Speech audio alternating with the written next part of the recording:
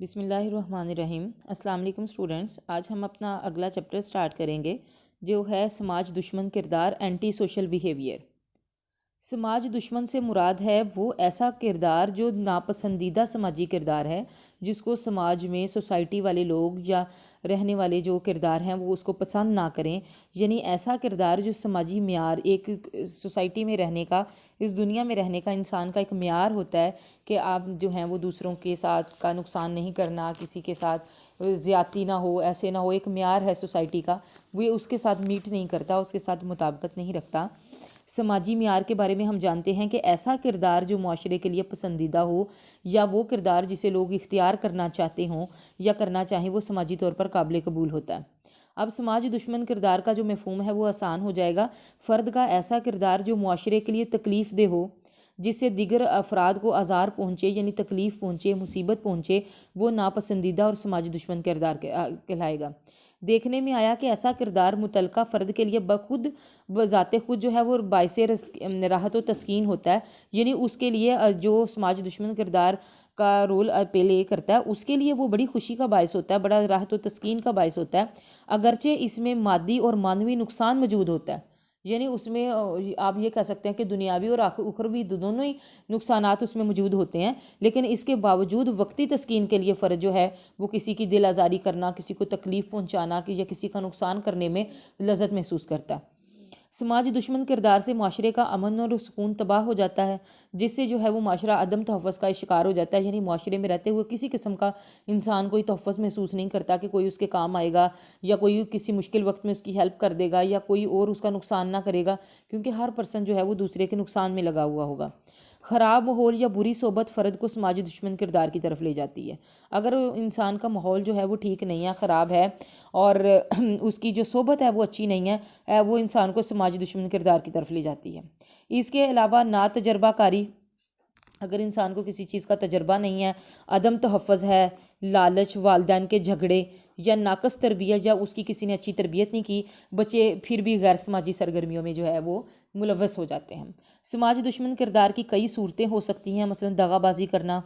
یعنی دھوکہ دہی دینا، چوری چکاری، ڈاکہ زنی، قتل و غارت، جوا بازی، دہشت گردی، جنسی بے راہ روی، فرقہ پرستی، جو فرقے بنا لیتے ہیں وہ بھی جو ہے وہ سوسائٹی کو خراب کرنے کی باتیں ہوتی ہیں، منشیات ہوئی، نشہ کرنا، تعصب۔ اور تعصب اب ہمارا سب سے پہلا جو ٹاپک ہوگا تو آپ کو اندازہ ہو جائے گا کہ تعصب کیا ہے۔ یہ سب سماج دشمن کردار ہیں۔ بظاہر یہ سارے افعال فرد اور معاشرے کے لیے نقصان دہ ہیں، لیکن فرد واحد کے لیے جو یہ کام کر رہا ہوتا ہے اس کے لیے تسکین کا باعث ہوتے ہیں۔ سماج دشمن کا دائرہ کار تو بہت وسیع ہے، لیکن نصابی ضروریات کے مطابق جو ہے نا انہوں نے کچھ ٹاپکس کو بیچ میں شامل کیا، جن میں سب سے پہلے ہے پریجوڈس، تعصب۔ تعصب جو ہے، اس پریجوڈس کا لفظ جو ہے وہ نکلا ہے پری ججمنٹ سے۔ اس کا مطلب ہے پہلے سے کیا گیا فیصلہ۔ تعصب میں فرد جانے پرکھے بغیر جو ہے کسی شخص کو جانے بغیر، پرکھے بغیر، کسی واقعے کو دیکھے بغیر اپنی رائے قائم کر لیتا ہے اور پھر اس میں کوئی تبدیلی نہیں لانا چاہتا۔ تعصب سے مراد کسی بھی شے یا شخص کے بارے میں ایسی رائے ہے جو ذاتی تجربے کے بغیر پہلے ہی قائم کر لی جائے۔ یعنی آپ کسی شخص کو صرف آپ نے کو پتہ ہے کہ وہ کون ہے، لیکن آپ کا ذاتی تجربہ اس کے ساتھ کوئی نہیں، آپ اسے جانتے نہیں، آپ کو پتہ نہیں وہ کیا ہے، اس کا ذہن کس طرح سے سوچتا ہے، وہ کیا کام کرتا ہے، کس طرح کا وہ پرسن ہے، اور آپ پہلے اس کے بارے میں جو ہے وہ اپنی رائے دے دیں، تو یہ تعصب ہوتا ہے۔ یہ رائے مثبت اور منفی دونوں طرح کی ہو سکتی ہے۔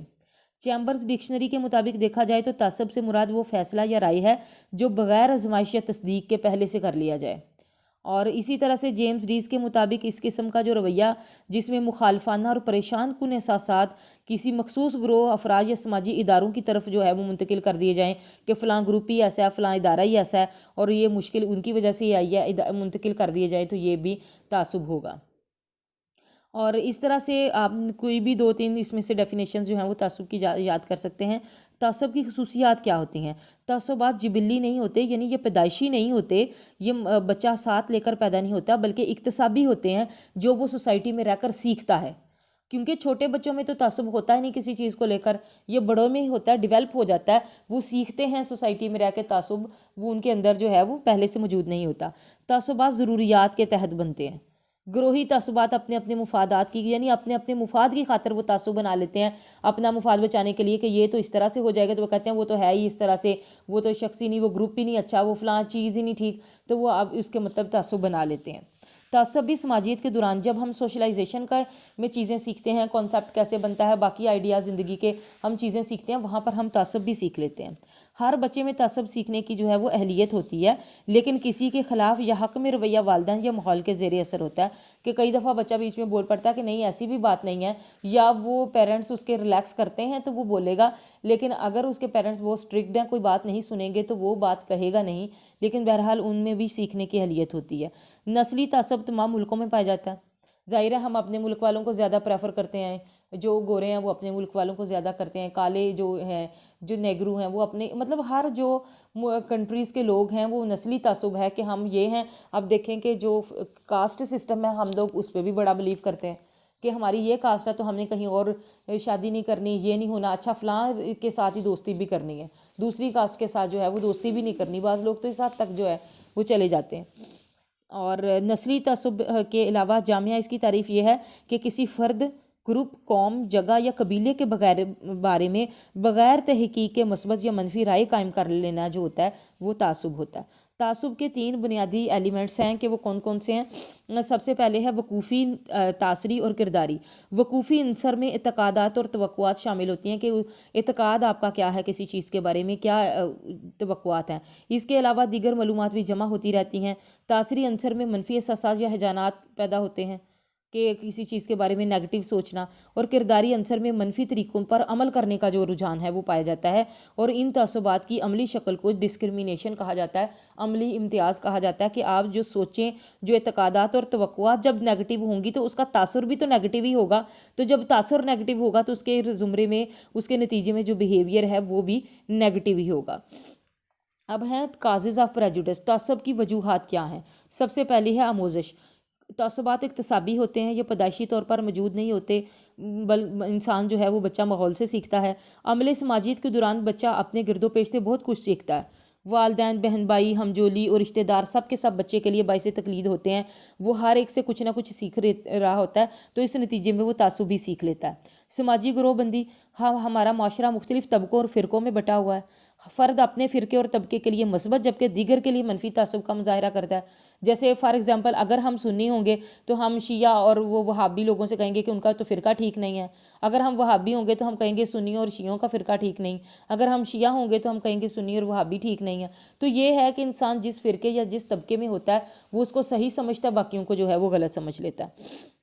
ان طبقوں یا گروہوں میں کشمکش کی شدت جتنی زیادہ ہوگی تعصب جو ہے وہ اتنا ہی زیادہ شدید ہوگا۔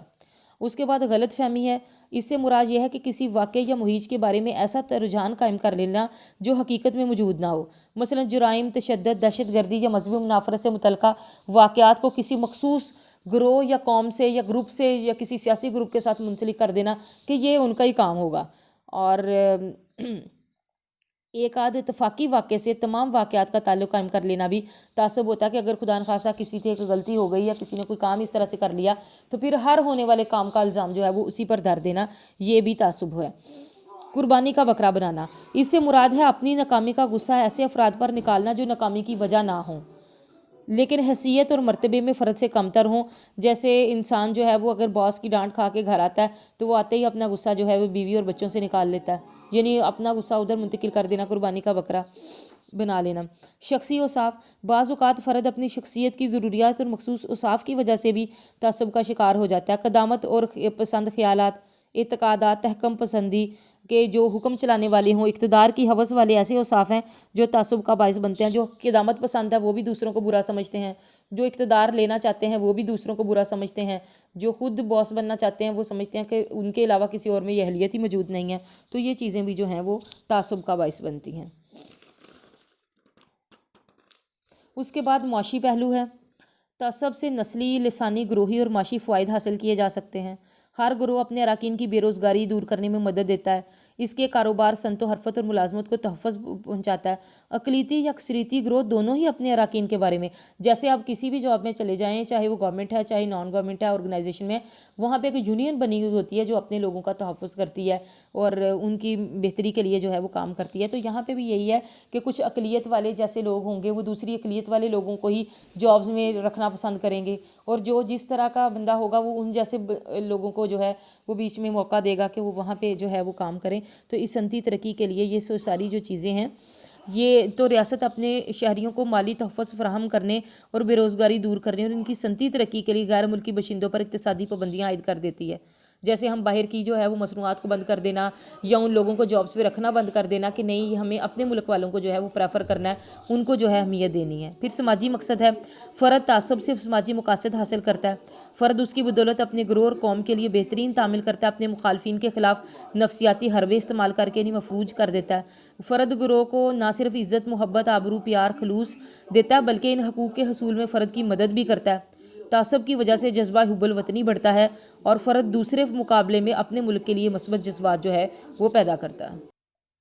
جذباتی نکاس کا ذریعہ، تعصب کا جو نفسیاتی فائدہ یہ ہوتا ہے کہ اس سے دل کی بھڑاس نکل جاتی ہے۔ غم، غصے، جارحیت، رنجش وغیرہ کا برملا اظہار کرنے سے فرد کی جو تشویش ہے وہ اس کی شدت کم ہو جاتی ہے اور وہ اپنے اس کا اظہار کرنے سے خود کو کتھارسس والا یعنی ریلیکس فیل کرتا ہے۔